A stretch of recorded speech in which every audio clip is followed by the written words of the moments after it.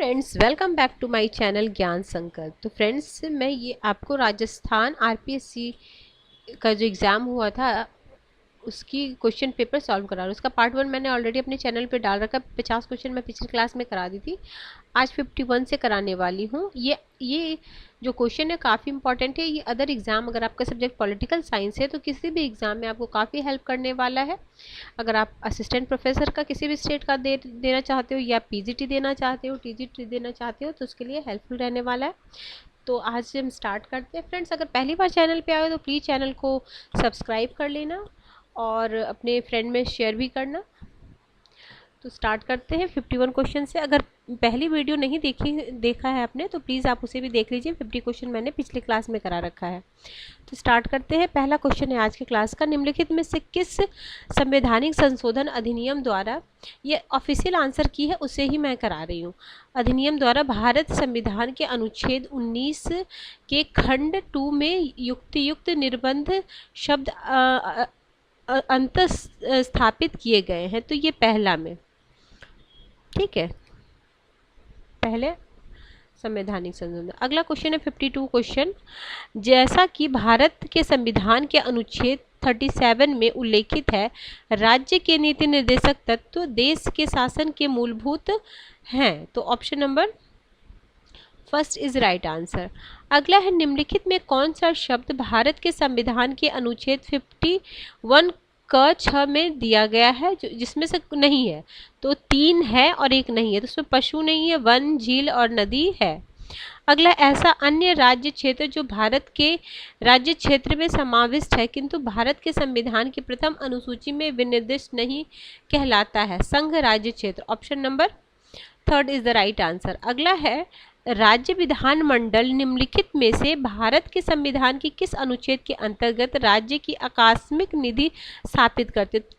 तो आकस्मिक निधि का क्या 367 तो है, उसका सेकंड में ये दिया गया है। फ्रेंड्स, ये क्वेश्चन काफ़ी आरपीएससी की जो क्वेश्चन है होती है उसके स्टैंडर्ड काफ़ी अच्छा होता है। तो आप कोई भी एग्जाम दे रहे हो, अगर सब्जेक्ट पॉलिटिकल साइंस है तो काफ़ी अच्छे क्वेश्चन हैं इसमें, इसलिए मैं इसका सॉल्यूशन करा रही हूँ। इसके अलावा मैंने एमपी पीसीएस के जो असिस्टेंट प्रोफेसर का भी 4 अगस्त को हुआ था उसका भी सॉल्यूशन कराया है। छत्तीसगढ़ सेट का भी जो भी हुआ था उसका भी कराया है। तो वो भी आप देख लेना। जो एग्ज़ाम आपके जो आगे आने वाले एग्ज़ाम है उसमें आपको काफ़ी हेल्प करेगा ये क्वेश्चन। अगला, भारत के संविधान के अनुच्छेद 376 के अंतर्गत विधानमंडल निम्नलिखित में से किस पर कर से संबंधित विधि बना सकता है? तो वित्तीयों पर, व्यापारों पर, नियोजन पर, तो तीनों पर। और इसके अलावा मैंने यूजीसी नेट के सिलेबस के अकॉर्डिंगली थ्योरेटिकल क्लासेस भी ले आई। जितनी भी पॉलिटिकल साइंस की सब यूनिट होती है, जैसे political theory, comparative politics, public administration, Indian political thinker अभी चल रहा है मेरा, वेस्टर्न पॉलिटिकल थिंकर मैंने फिनिश करा दिया है, उसकी भी प्लेलिस्ट बनी हुई, आप देख लेना। इसके अलावा मैं हिस्ट्री की भी क्लासेस ले आई हूँ। अगर आप एसएसटी के स्टूडेंट हो, अगर किसी भी टीचिंग एग्जाम दे रहे हो एसएसटी के स्टूडेंट हो, तो आपकी हिस्ट्री की भी क्लास इस चैनल पर मिल जाएगी। और जैसे ही यूपी पीजीटी टीजीटी का डेट शीट अगर आ जाती है तो मैं आपको पूरी अच्छे से हिस्ट्री कंप्लीट करा दूंगी, क्योंकि उसमें 2 सब्जेक्ट कॉम्बिनेशन होता है ना। तो एक तो पॉलिटिकल हो ही रहा है, उस तो ये तो पीजीटी और असिस्टेंट प्रोफेसर के लेवल का हो रहा, और साथ में मैं हिस्ट्री भी करा दूंगी। और अगर आप अदर एग्ज़ाम से हो, अगर अदर स्टेट से हो, अगर आपको कोई सब्जेक्ट मतलब इसमें से कोई टॉपिक आपको जो नहीं समझ में आता, आप प्लीज़ कमेंट करना, तो मैं उस टॉपिक भी, पॉलिटिकल साइंस की जो टॉपिक है उसकी कुछ क्लास लेके आऊँगी। अगला है, भारत के संविधान के उपबंध के अंतर्गत प्रत्येक राज्य में जिला स्तर पर एक जिला योजना समिति का गठन किया गया है। तो देखो, इसमें पहला तो असत्य है और दूसरा सही है, ठीक है। तो option number second is the right answer. Question number 59, Bharat के संविधान के प्रावधान के अनुसार महानगर योजना समिति का अध्यक्ष विकास योजना निम्नलिखित में से किसे भेजता है? तो राज्य सरकार को। अगला है, राष्ट्रपति अभिभाषण समाप्त होने के पश्चात अभिभाषण की अधिप्रमाणित प्रतियां लोकसभा के पटल पर कौन रखता है? तो ये लोकसभा महासचिव रखते हैं, लोकसभा का महासचिव रखता है। बहुत अच्छा क्वेश्चन नहीं है। अगला है, निम्नलिखित में से कौन भारत के में नियुक्त भारत के प्रधानमंत्री नियुक्त किए जाने समय भारत के संसद के सदस्य नहीं थे, क्योंकि है ना 6 महीने के अंदर आप किसी भी लोकसभा या राज्यसभा आप प्रधानमंत्री ऐसे बन सकते हो अगर आप सदस्य नहीं हो, लेकिन 6 महीने के अंदर आपको दोनों में से किसी की सदस्यता लेनी पड़ती है। तो उसमें आ जाएंगे HD देवगौड़ा और PV Narasimha. Option C D is the right answer, यानी option third is right answer. अगला, भारत में निम्नलिखित में से कौन राष्ट्रीय रक्षा निधि की कार्यकारिणी समिति के सदस्य हैं? तो ये हैं आपके रक्षा मंत्री, वित्त मंत्री और गृह मंत्री, विदेश मंत्री नहीं है। किसके? राष्ट्रीय रक्षा निधि, ठीक है, याद रखना। अगला, निम्नलिखित में से कौन स्वतंत्र भारत में पहले निर्विभागीय केंद्रीय कैबिनेट मंत्री थे? तो N गोपालस्वामी अयंगर। अगला, लोकसभा के उपाध्यक्ष के चयन तिथि निम्नलिखित में से कौन नियत करता है? तो ये लोकसभा अध्यक्ष नियत करता है। 65 क्वेश्चन, किस वर्ष में भारत के निर्वाचन आयोग ने राजनीतिक अपराधीकरण को रोकने के लिए राज्यसभा में लोकसभा के उम्मीदवारों के लिए एक हलफनामा प्रस्तुत करना अनिवार्य बताया? इस हलफनामा में आपराधिक अभियोजन विवरण, संपत्ति का विवरण एवं शैक्षणिक योग्यता का दिया जाना आवश्यक है। तो ये 65 का आंसर हो जाएगा। 1 मिनट फ्रेंड्स, मैं बताती हूँ आपको, 1 मिनट। इसका आंसर आपको 65 का आंसर है, हो जाएगा ये 2002। 65 का हो जाएगा 2002, ठीक है। नेक्स्ट क्वेश्चन, भारत के संविधान के अनुच्छेद 128 के अनुसार उच्चतम न्यायालय की बैठक में सेवानिवृत्ति की उपस्थिति हेतु आवश्यक है। तो इसके लिए आवश्यक क्या है? तो इसके लिए आवश्यक है राष्ट्रपति की पूर्व सहमति, ऑप्शन नंबर फर्स्ट। अगला है, निम्नलिखित में कौन भारत के मुख्य न्यायमूर्ति नहीं रहे? तो ये है justice N Rajagopala Iyengar, option number fourth is the right answer. निम्नलिखित में से किससे परामर्श, अगर आप इंग्लिश में क्वेश्चन देखना चाहते हो तो इधर इंग्लिश में भी क्वेश्चन है।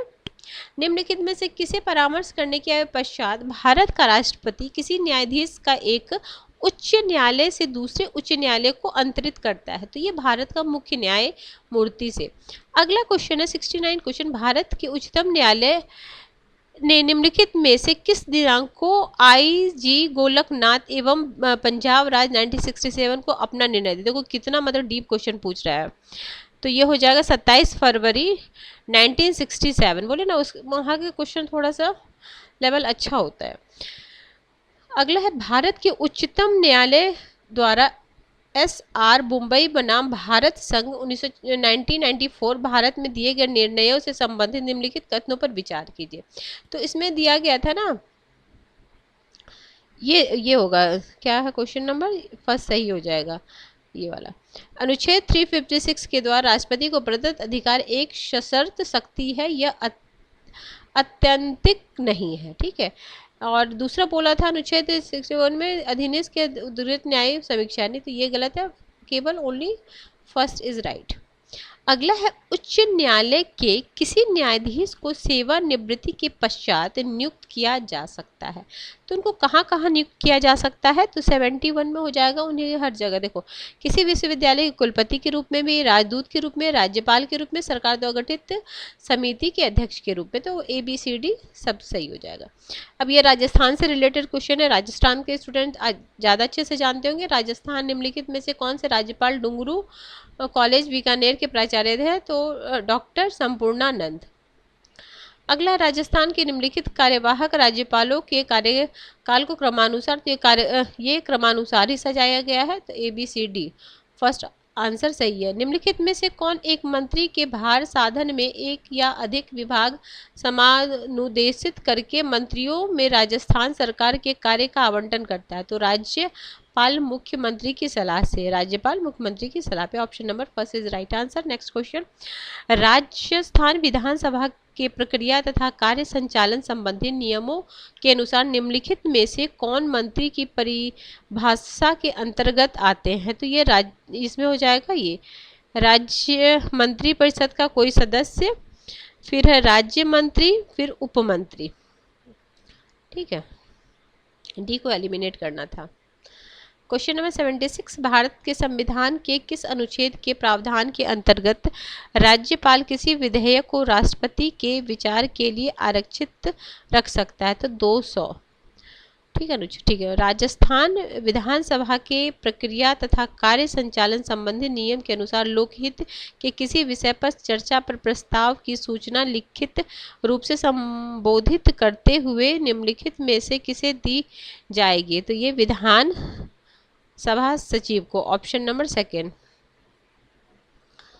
अगला है, निम्नलिखित में से कौन अंतरराष्ट्रीय नैतिकता की अवधारणा के आयाम है? तो नैतिकता, अंतर्राष्ट्रीय नैतिकता के, तो अत्याचार का विरोध, राष्ट्रों को अपने हितों को समायोजित करने के तरीके और साधनों का पता लगाने की कोशिश करना चाहिए, राष्ट्रों को नैतिक मूल्यों का पालन करना चाहिए। तो ABC सारा सही है, फोर्थ इज राइट आंसर। अगला है, ये आपको मैच करना है। थिंकर्स यथार्थवाद का प्रकार है और ये विचारक है। तो यथार्थवाद के किस किस से विचारक से है? तो देखो, परंपरागत यथार्थवाद आप लोग को शायद परंपरागत है, फिर संरचनात्मक यथार्थवाद, नव परंपरागत यथार्थवाद, तार्किक विकल्प। तो परंपरागत में हो जाएंगे थ्यूसिडाइस यानी फर्स्ट, फिर हो जाएंगे संरचनात्मक में, संरचनात्मक हैं आपके जॉन मर्सहाइमर, और नव परंपरा यथार्थ में हो जाएंगे फरीदा डेरिडा, और तार्किक विकल्प यथार्थवाद में Joseph F Greco. Option number क्या है? 79 का ऑप्शन नंबर क्या है आपका? ऑप्शन नंबर है आपका सेकंड ना आंसर। ठीक है, नेक्स्ट क्वेश्चन पे चलते, इसको मैच करके अपना लिख लेना आप लोग। निम्नलिखित में से structure conflict the third world against global liberalization पुस्तक के लेखक कौन है? तो स्टीफन डी क्रिस्नर है, स्टीफन डी क्रिस्नर है। ठीक है, 80 क्वेश्चन हो गया। 81 क्वेश्चन है, निम्नलिखित विद्वानों में से किसने उपव्यवस्था के लिए आंशिक अंतर्राष्ट्रीय व्यवस्था शब्दावली को प्रधानता दी है? स्टैनले हॉफ ने। अगला है, निम्नलिखित में कौन सा विचारक मार्क्स के राज्य के क्रमिक अवसान के आदर्श को संशोधित करने के लिए तर्क देता है कि यह समाजवादी अंतर्राष्ट्रीयवाद और सर्वहारा वर्ग की तानाशाही के बारे में पहले के दावे से मुक्त होना चाहिए? तो है जैक डेरिडा, ऑप्शन नंबर ये फोर्थ इज राइट आंसर। अगला क्वेश्चन नंबर 83 है, निम्नलिखित में से कौन सा विचारक अंतर्राष्ट्रीय राजनीति के प्रकारात्मक समाजशास्त्री उपागम से संबंधित है? तो डेविड मैत्रेनी है, option number second is right answer. अब है कथन कारण वाला क्वेश्चन। अलेक्जेंडर वेंट का यह मानना है कि राज्य की पहचान उसके हितों को बताती है क्योंकि वह राज्य की सामाजिक और समष्टिगत कॉर्पोरेट पहचान के बीच अंतर करता है। तो दोनों सही और सही एक्सप्लेनेशन है। इसमें भी देखो क्या निर्भरता सिद्धांत ने यह तर्क दिया है कि केंद्र, कोर और परिधि समाज में अभिभावी समाजों में प्रमुख वर्ग के हितों के बीच शोषण गठबंधन ने औद्योगिकरण से उत्तरवर्ती को रोका है। उसका मानना है कि परिधीय औद्योगिक विकास के लिए पूंजीवादी विश्व व्यवस्था से अलगाव महत्वपूर्ण है। तो दोनों सही है। अगला है, निम्नलिखित विचारकों में से किसे अंतर्राष्ट्रीय संबंध में पोप कहा जाता है? तो इसको हंस जे मॉर्गनथाउ को कहा जाता है। निम्नलिखित में से कौन से विचारक का विश्लेषण शीत युद्ध के निकटता से जुड़ा था तथा यह मानता है कि द्विध्रुवीय अधिक स्थिर होती है और बहुध्रुवीय की तुलना में शांति और सुरक्षा की बेहतर गारंटी प्रदान करती है? तो केनेथ वॉल्जर। अगला, निम्नलिखित में कौन सा अध्येता निर्णय निर्माण उपागम में व्यक्तित्व कारक के अध्ययन से संबंधित है? तो ये Alexander L George, Lester Milbrath, Margaret Hermann. ABC सही है। निम्नलिखित में से किस विद्वान ने अपनी पुस्तक द स्ट्रेटजी ऑफ कॉन्फ्लिक्ट में खेल सिद्धांत की आलोचना की है? तो थॉमस सीलिंग ने। अब ये भी पूछ सकता है, इनकी बुक का ही पूछ दे, ठीक है। निम्नलिखित में से कौन सा उपागम प्रमाणित खेल सिद्धांत का विस्तार है? तो ये सौदेबाजी। अगला 91, निम्नलिखित विचारकों में से किसने साधारण सौदेबाजी और सामरिक सौदेबाजी में अंतर किया है? तो ऑरेन आर यंग ने। फ्रेंड्स आज मैं 100 क्वेश्चन कराऊंगी, इस सेट का टोटल 150 क्वेश्चन है, तो मैं 3 पार्ट में इसको कंप्लीट कराऊंगी, 50-50 क्वेश्चन। अभी एक और पार्ट इसका बचा हुआ है, वो मैं 1-2 दिन में डाल दूंगी उसको भी। निम्नलिखित में से कौन सी सूजन स्ट्रेंच के अनुसार प्राथमिक शक्ति संरचनाएं हैं? तो यह ABCD सभ्य ज्ञान संरचना, वित्तीय संरचना, सुरक्षा संरचना, उत्पादन संरचना। Option number. निम्नलिखित में से विचारकों में कौन यह दावा करता है कि राष्ट्रीय हित के लिए एक अभिभावी चिंता अपरिहार्य आवश्यकता का विषय है और इसका वर्गीकरण न तो अच्छे या बुरे के रूप में है? तो यह है George F Kennan. Option second. अगला है निम्नलिखित में कौन सा विचारक धमकी का संतुलन सिद्धांत प्रतिपादित करता है? Stephen Walt. अगला निम्नलिखित विचारकों में से किसे सामूहिक सुरक्षा सिद्धांत यथास्थिति के संरक्षक के रूप में परिभाषित किया गया? Walter Lipman. अगला है 96 क्वेश्चन, न्यूक्लियर नॉन प्रोलिफरेशन संधि, स्ट्रेटेजिक आर्म्स लिमिटेड संधि, इंटरमीडिएट न्यूक्लियर फोर्स संधि, स्ट्रेटेजिकल ऑफेंसिव रिडक्शन संधि। तो इसका हो जाएगा, देखो ये है फर्स्ट का, सेकंड हो जाएगा 68 NPM, फिर ये हो जाएगा आपका थर्ड 72, और ये सी का हो जाएगा फोर्थ 87, और ये हो जाएगा 2002 स्टार्ट।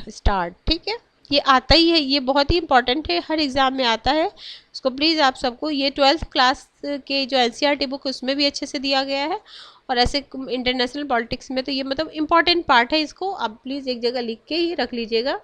इसको इंग्लिश में भी, जैसे ये इसको NPT, फिर ये हो गया S स्टार्ट, हम लोग जानते थे, वो हो गया, फिर ये हो गया स्टार्ट, ये हो गया ना, ये हो गया आपका SALT। ठीक है, इसका एक एक फॉर्म भी इसका, तो इसको प्लीज़ नोट डाउन कर लेना कब कब क्या हुआ था। देखो कोई क्वेश्चन अगर आपको हिंदी में समझ में नहीं आता, हमेशा क्वेश्चन पेपर में इंग्लिश में क्वेश्चन जरूर पढ़ लेना। अगला क्योंकि इंग्लिश में पढ़ने से ये वाला शायद आप हिंदी में शायद थोड़ा टफ लगे, इंग्लिश में ज़्यादा आसान लगेगा। अगला है निम्नलिखित में संयुक्त राज्य अमेरिका के किस राष्ट्रपति ने स्टार वॉर्स कार्यक्रम किया था? तो रोनाल्ड रीगन ने। निम्नलिखित में से किस विचारक ने परमाणु नैतिकता के 5 मैक्सिम सूत्रों की अवधारणा दी है? तो सी सिल्ट्स ने दी थी। 99 क्वेश्चन है, मैच करना है। नए युद्ध, तो नए युद्ध हो जाएगा मेरी कार्लडोर। नेटवर्क युद्ध मार्क डफील्ड। जोखिम हस्तांतरित युद्ध, ये हो जाएंगे आपके मार्टिन शॉ। और युद्ध का उदार तरीका, ये हो गया M डिलन। आज की क्लास का लास्ट क्वेश्चन है, निम्नलिखित में से किसने यह विचार दिया है कि परंपरागत सेना हारती है यदि वह नहीं जीतती, गोरिल्ला जीत के है यदि वह हारता नहीं है? तो हेनरी किसिंजर। ठीक है फ्रेंड्स, तो आज मैंने आपको 100 क्वेश्चन करा दिया, नेक्स्ट क्लास में इससे और जो 50 क्वेश्चन बचे हैं वो मैं करा दूंगी। तो ठीक है फ्रेंड्स, अगर किसी वजह से ये चैनल आपको हेल्प कर रहा है तो प्लीज़ चैनल को सब्सक्राइब करें, मेरे वीडियो को लाइक करें, अपने फ्रेंड में ज़्यादा से ज़्यादा शेयर करें। तो मिलते हैं हम नेक्स्ट वीडियो में, टिल देन बाय बाय।